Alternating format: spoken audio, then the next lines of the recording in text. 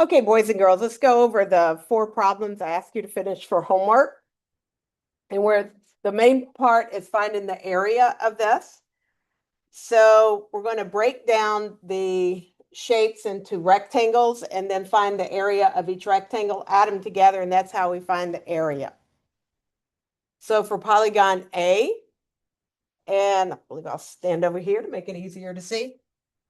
I am going to divide the shapes this way and this way. And then determine the dimensions of each of the paragraphs, or not paragraphs, the polygons, or the wrong subject, polygons.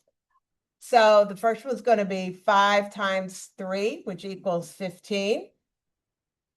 Then I'm going to come down over here, and this little rectangle here is going to be 2 times 1, because if this is 3 and this is 2, 2 plus 1 would be 3.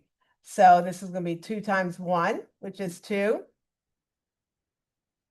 And then also this little rectangle will also be 2 times 1, because this is 2 times 1. Let's see if I can do it this way. So ultimately, we have that the area equals 15 plus 2 plus 2. If I add all that up, it's going to be 19. I have to put the units. The units is meters. And since it's area, we say meters squared. Okay, for polygon B,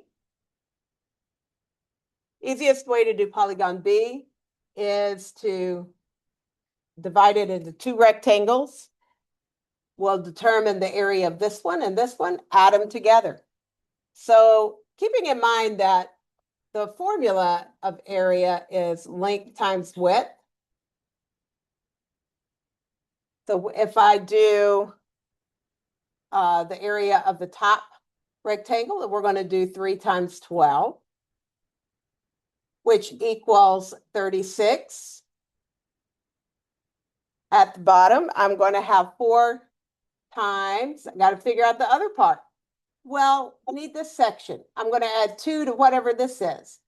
All right, I know the whole thing up here is 12, which means all of this needs to be 12. So I'm going to subtract 4 from 12. That's 8. 8 plus 2 is 10. So I know this is going to be 4 times 10. So I'm going to then add these together. So the area is going to be 36 plus 40. So the area is going to be 76. They did not give me a unit here, so I just call it units squared. Okay, for polygon C,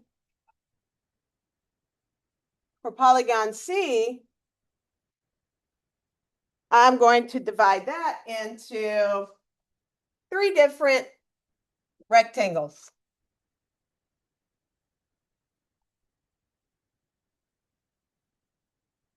So I'll work on this rectangle first. I need to determine, I know that this is 4 and this is 2.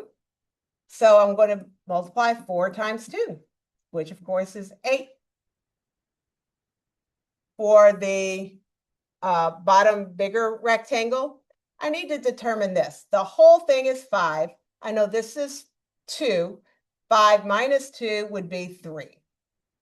So this rectangle is I'm going to determine the area by multiplying 3 times 9, which of course will give me 27. If this is 3, this has to be 3. And since the whole thing is 6, I know that this is 3. It also gives me that information here. This is a square, and as we talked about, squares are rectangles, but rectangles are not squares, not necessarily squares. Okay, 3 times 3 equals 9. So to find the area, I am going to add 27 plus 8 plus 9.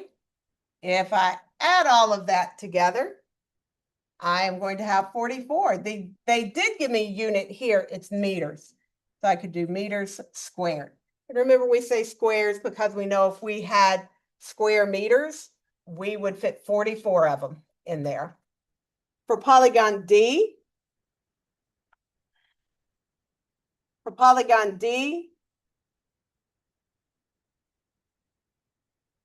I'm going to separate the shape into rectangles using that method. This tells me 3 times 5. So I know that this one is 15. 3 times 5 equals 15.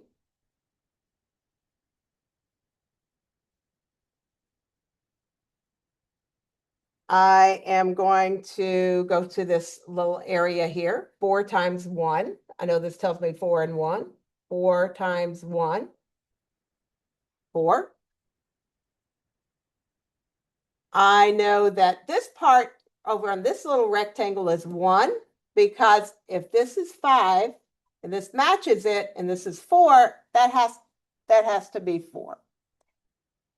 For the section up here, I know that the whole thing is 7 and this part is 3. Then 7, I will subtract 7 minus 3, and that this part is 4. So this will be 4 times 1. Then I add it all up. 15 plus 4 plus 4. So 15 plus 4 is 19.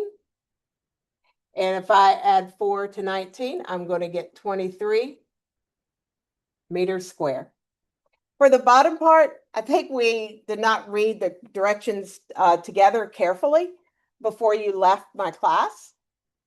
So if you're watching this, I want to point out that the bottom part is actually what is the perimeter, the perimeter of each of these polygons, and show how you found the answers. Remember, perimeter is that outside part, like you would be building a fence. So I'm not going to go through all the answers for this one. We can discuss it tomorrow. But the bottom part, you would be adding, 5 plus 3. You would determine each of these and add them all up. It'll be like a little bonus if you can do the bottom part correctly, and we'll discuss it, of course, tomorrow. And that's what would go in here, finding the perimeter of each of the polygons. Show how you found the answers. I hope this helps. Thanks.